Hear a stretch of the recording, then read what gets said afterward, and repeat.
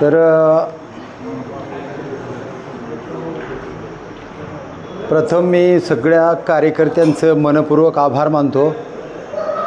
मला बरंचसं टॉर्चर केलं बऱ्याचशा लोकांनी. सोशल मीडियावर किती टॉर्चर केलं हे सगळ्या समाजाला माहीत आहे. बसा कीच आहे. आणि एकमुखानं समाज आम्ही तुमच्या पाठीशी आहे अशा कमेंट करायचा मला समज. माझं ऊर भरून यायचं. मला वाटायचं आता जगून काय उपयोग नाही, पण मरायचं आहे तर फक्त मांग समाजाच्या हितासाठी मरायचं आहे एवढीच भावना माझ्या मनात निर्माण झाली. याचं कारण असं आहे की पूर्वाश्रमीचे महार आणि आताचे बौद्ध झालेली माणसं आहेत. यांना काय वाटेल मला काहीच माहीत नाही, काहीच माहीत नाही. त्यांचा माझा काही संबंध बी नाही. अरे माझा समाज महाराष्ट्र सरकारला न्याय मागतोय आणि मागत असताना सर्वोच्च न्यायालयाच्या निकालाप्रमाणे मागताय. आमचं भांडण महाराष्ट्र सरकारसोबत आहे, देशाच्या केंद्राच्या संसदेसोबत आहे. आम्ही त्यांना शिव्या देतो, तुम्ही आम्हाला शिव्या देतो. काय काम आहे तुमचं? काय संबंध काय? तुम्हाला आम्ही थोरले भाऊ म्हणता, आम्ही धाकले भाऊ आहेत असं. तुम्ही म्हणता आम्हाला तुमच्या भावाची बी गरज नाही, तुम्ही आमचा भाऊ बी नाहीत. मग मी सोशल मीडियावर म्हणलं नाही तर नाही, तुझा ना आमचा काही संबंध नाही. इकडं RSS असू दे, RPI असू दे, अगर काँग्रेस असू, अगर राष्ट्रवादी असू दे, अगर वडर असू, अगर पाथरोड असू दे, जिथं सन्मानाची वागणूक मिळते तिथं मांग समाज खुशाल राहील. आम्हालाही तुमची गरज नाही. महाराष्ट्राच्या मुख्यमंत्र्याच्या डोक्यात आता पक्क आलेलं आहे, पक्क आलेलं आहे. त्याला माहीत आहे 59 जातीमध्ये एक जर जात विरोध करत असेल तर 58 जातीला आपल्याकडे खेचू, पण आरक्षणच देऊ ही भावना त्यांच्या मनामध्ये आलेली आहे. आणि म्हणून आरक्षण कसं मिळणार आहे मला माहीत नाही. लोकसंख्येच्या प्रमाणावर मिळणार आहे का प्रगती ज्याची झाली त्याचं आरक्षण कमी होणार आहे, आणि ज्याचे प्रगती कमी झालेली आहे त्याला आरक्षणाचा टक्का जास्त देणार आहे? ही काय देवेंद्र फडणवीसच्या डोक्यातलं खूळ कोणाला समजता येणार नाही. तर कारण असं आहे, डॉक्टर बाबासाहेब आंबेडकर राज्यघटनेमध्ये म्हणतात, ज्याला आरक्षणाचा समान वाटा मिळाला नाही त्याच्यापर्यंत आरक्षण गेलं पाहिजे. हे राज्यघटनेचा नियम आहे. आणि तसाच नियम, त्या नियमाला धरून सर्वोच्च न्यायालयाचे सरन्यायाधीश भूषण गवई यांनी त्या संसदेच्या आणि राज्यघटनेच्या कलमाचा आधार घेतला आणि तोच आधार निकालाच्या माध्यमातून पाडला. जे हजारो वर्षे पिचलेला समाज आहे आणि तो आरक्षणापासून वंचित आहे, तिथपर्यंत आरक्षण पोचलंच पाहिजेत. म्हणून आरक्षणाचं वर्गीकरण करणं योग्य आहे असा निर्णय आहे. आता आमचं भांडण असं आहे की त्या निकालाच्या नियमाप्रमाणे महाराष्ट्र सरकारनं पिचलेल्या समाजापर्यंत डॉक्टर बाबासाहेब आंबेडकरांचं स्वप्न साकार करण्यासाठी सर्वसामान्य माणसापर्यंत त्या आरक्षणाचा टक्का आणि आरक्षणाचा फायदा, आणि जो पिचलेला समाज आहे तो समाज प्रमुख मार्गावर, प्रमुख प्रवाहात आला पाहिजेत अशी भावना डॉक्टर बाबासाहेबाचे आणि डॉक्टर बाबासाहेब आंबेडकरांचं स्वप्न साकार करायचं झालं तर 59 जातीमध्ये ज्या जातीला जास्त फायदा झालाय त्या जातीचं 100% हे महाराष्ट्र सरकार, आमचा अंदाज आहे, योग्य विचार करेल. आणि ज्याला आरक्षण कमी मिळालं आहे त्या कमी आरक्षण मिळाल्या 57 जातीला 100% आरक्षणाचा फायदा होईल. असाच निर्णय आणि असाच निकाल फार थोड्या काळामध्ये महाराष्ट्र सरकार दिल्याशिवाय राहणार नाही. आरक्षण आमच्या हक्काचं आहे, नाही कुणाच्या बापाचं. आरक्षण आमच्या हक्काचं ही भूमिका आता तमाम महाराष्ट्रातल्या 57 जातीची आहे. आता 57, कारण ज्याचं प्रमुख पद आहे त्यानं आरक्षण घेतलंय, चांगलं घेतलंय. ज्या वेळेस मांग समाजाला हाजऱ्या लागल्या होत्या 1952 पर्यंत, त्या हाजरीच्या नादामध्ये मांग समाज फक्त हाजऱ्या देण्यामध्ये होता. जगणं मुश्किल होतं, पोराला शिक्षण देता आलं नाही. फक्त हाजरी हाजरी हाजरी हाजरी आणि हाजरी. फकीरा कादंबरी बघा, फकीरा कादंबरीमध्ये 1920ला सुद्धा कलंकित समाज म्हणून मातंग समाजाच्या डोक्यावर शिक्का होता. आणि त्यावेळेस फकीरानं एकट्या मांगाचं काम केलं नाही, ताईनू महाराचं केलं, मांगाचं केलं, चांबाराचं केलं, वडराचं केलं, सारळ्याचं केलं, माळ्याचं केलं. वरून पाऊस पडायचा, प्लेगच्या साथीनं माणसं मरायचे आणि एकटा मांग फकीरा लढायचा आणि गावाला जगवायचा. म्हणून मातंग समाज आता 57 जातीचा प्रमुख फकीर आहे आणि ते 57 जातीला न्याय देण्याचं काम हे वर्गीकरणाच्या माध्यमातून आता मांग करताय. आणि मांग कमी नाही हे नव्याने सांगायची गरज नाही. जनार्दन मानाडे नावाचा माणूस कुणाला माहित आहे का बघा. जनार्दन मानाडे नावाचा माणूस औरंगाबादचा भारतीय राज्यघटनेचे शिल्पकार डॉक्टर बाबासाहेब आंबेडकर यांच्या नामांतराच्या लढ्यामध्ये जनार्दन मानाडे नावाचा पहिला, दुसरा पोचीराम, तिसरा श्रीपतराव शिंदे, चौथा अंकुश शिंदे. हे मांग उस्मानाबाद जिल्ह्यातले आहेत.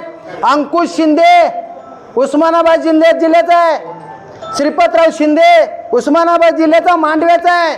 पोळ्याच्या बैलामध्ये मला जे जे कार करायचा आहे. काय करायचा तर दलिताचा नेता डॉक्टर बाबासाहेब आंबेडकर आहेत, मग त्यांचंच नाव घ्यायचं.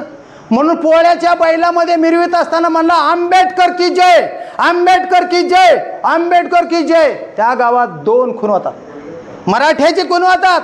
आणि मग विरोधी माणसं जातीवादी ह्यानं आंबेडकरचं नाव घेतलं म्हणून त्या अंकुश शिंद्यावर त्या खुनाचा खटला लावला, आरोपी बनवला, जन्मठेप लागली. मातंग समाजाचे पुस्तकं वाचा, इतिहासामध्ये हे सगळे माणसं सापडतात. श्रीपतराव शिंदे हा सायमन कमिशन, इंग्रजाच्या काळामध्ये सायमन कमिशन आलं होतं. त्यावेळेस तुमचा दलिताचा पुढारी कोण, महात्मा गांधी का डॉक्टर बाबासाहेब आंबेडकर. त्यावेळेस गवई नावाचा महाराचा माणूस म्हणतो आमचा पुढारी महात्मा गांधी. आणि मांगाचा पट्ट्या श्रीपतराव शिंदे म्हणतो डॉक्टर बाबासाहेब आंबेडकरांशिवाय दलिताचा पुढारी दुसरा कोणीच नाही. अशी तार करणारा श्रीपतराव शिंदे धाराशिव जिल्ह्यातला मांडवा गावातला आहे. हे तुम्ही सगळ्यांनी लक्षात घेणं गरजेचं आहे. आणि तिसरा पोचीराम कांबळे 8 किलोमीटर आणला. हो साहेब, मांगाने काय केलं नाही म्हणतो ना, इकडे आहे का, 8 किलोमीटर ताणला पोचीराम कांबळे. शेवटी जीव वाचवायचा म्हणून एका गवऱ्याच्या खुडव्यात गेला, त्या खुडव्यात सैट जाळला, पण मरेपर्यंत म्हणत होता अरे पोच्या, फक्त भीमराव आंबेडकरांचं नाव घ्यायचं बंद कर, जय भीम म्हणायचं बंद कर, तुला जिवंत सोडताव आम्ही. त्याने म्हणला मेलो तर 72, पण या देशाला स्वातंत्र्य, या देशाला राज्यघटना आणि दलिताला न्याय देणारे डॉक्टर बाबासाहेब आंबेडकर, मी मरेपर्यंत त्यांचं नाव घेणार. जय भीम जय भीम जय भीम म्हणत मेला, पण मागा नाही हारला. त्याचं नाव आहे मांग फकीरा, त्याचं नाव आहे मातंग समाजाचा क्रांतीवीर. म्हणून लहुजी वस्ताद साळे नसते तर देश स्वतंत्र झाला नसता साहेब.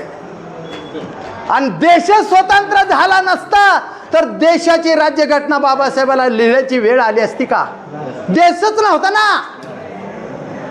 मग देश स्वतंत्र करण्यासाठी डॉक्टर बाबासाहेब आंबेडकर आणि स्वतंत्र झालेल्या देशाला एका कायद्याच्या पुस्तकात बांधून न्याय समाजापर्यंत पोहोचवणारे डॉक्टर बाबासाहेब आंबेडकर. म्हणून दलिताचे, भारताचे सर्व जनतेचे नेते कोणतर बाबासाहेब आंबेडकर. हे कसं मांग समाजाला तुम्ही शिवे देता बाबासाहेब आंबेडकरांना मानित नाही म्हणून? बाबासाहेब आंबेडकरांना आम्ही मरेत तोपर्यंत मानणार, आज बी मानतो, माग बी मानतो आणि पुढं बी मानणार.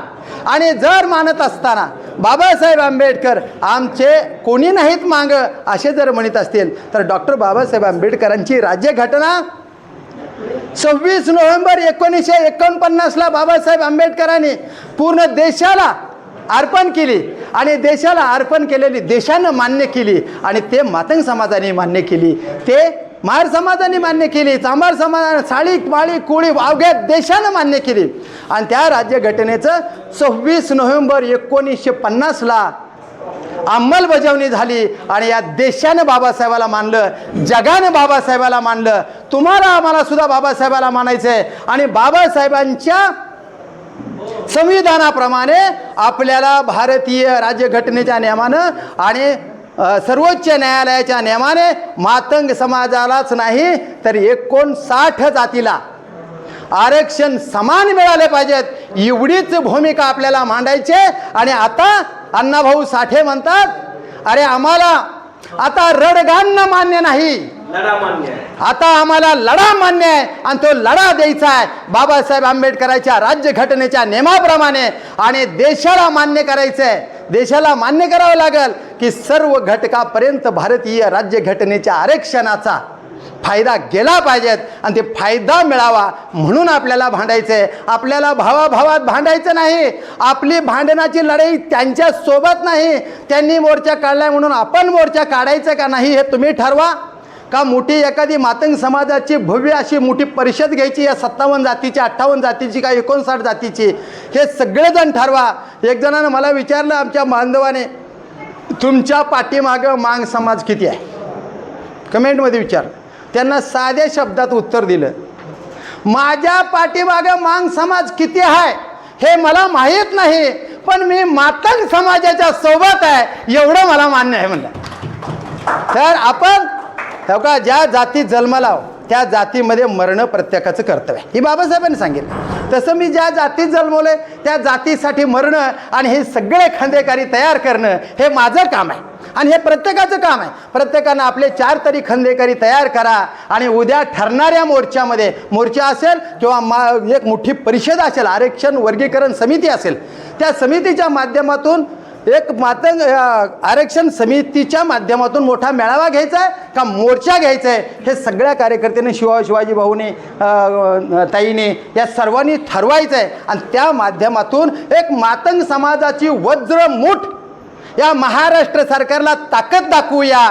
आणि आपल्या हक्काचं 57, 58, 59 जातीला समान आरक्षण मिळावं. आणि ती मिळवण्यासाठी आणि ती मागून नाही मिळालं तर हिसकावून घेण्यासाठी मातंग समाजाचे सर्वच बांधव एक व्हावे, एक वज्रमुठ व्हावी आणि आरक्षणाची वाटणी समान मिळवून घ्यावी एवढीच अपेक्षा व्यक्त करतो. आणि इथंच थांबतो. जय हिंद, जय भारत, जय भीम, जय लहूजी, जय हिंद.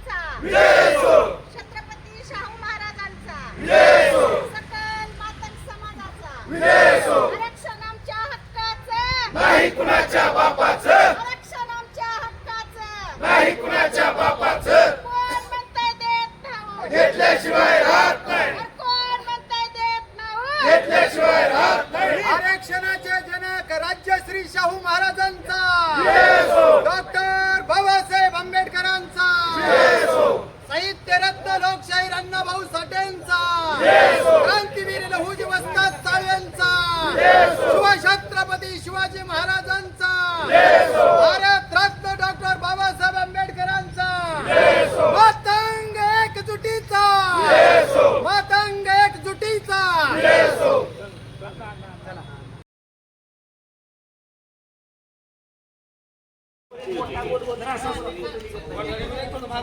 शिवछत्रपती शिवाजी महाराजांचा, राज्यश्री शाहू महाराजांचा, क्रांतीवीर लहुजी वस्ताद साळवेंचा, महात्मा ज्योतिराव फुलेंचा, डॉक्टर बाबासाहेब आंबेडकरांचा, साहित्यरत्न लोकशाहीर अण्णाभाऊ साठेंचा, मातंग एकजुटीचा. आरक्षण उपवर्गीकरण